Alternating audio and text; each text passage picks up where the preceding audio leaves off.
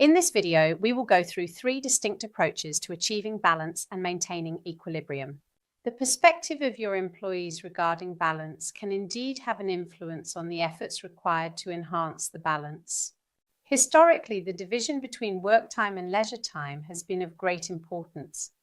Since the workers' very first celebration of May 1st in 1899, the slogan has been 8 hours of work, 8 hours of leisure, 8 hours of rest.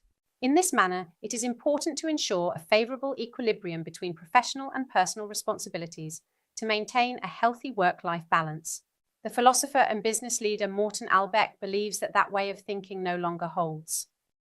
In the book A Life, a Time, a Person, the author argues that we only possess a singular existence and that it does not make sense to divide it into a work life and a personal life.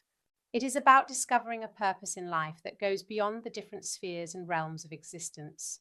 In the upcoming sections, we will explore 3 distinct approaches for maintaining a healthy work-life balance. You can use these 3 approaches for a discussion in a team meeting or with employees, and the manner in which they experience their own situation and the things that they might desire to change. The 3 different approaches to balancing work and personal life can be described as balance as a weight, a blend, or a pendulum that swings back and forth in a rhythmic motion. Employees who perceive balance as a weight tend to view work life and personal life as completely separate and distinct entities in their perception.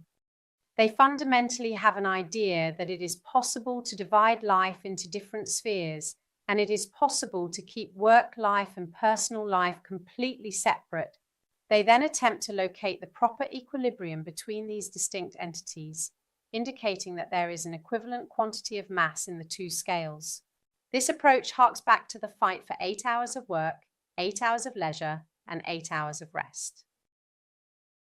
Employees who work in the evening, schedule a dentist appointment while at work, check emails when they are supposed to be off, will most likely identify with the image of the brush mixing the colors on the palette due to their similar experiences and habits.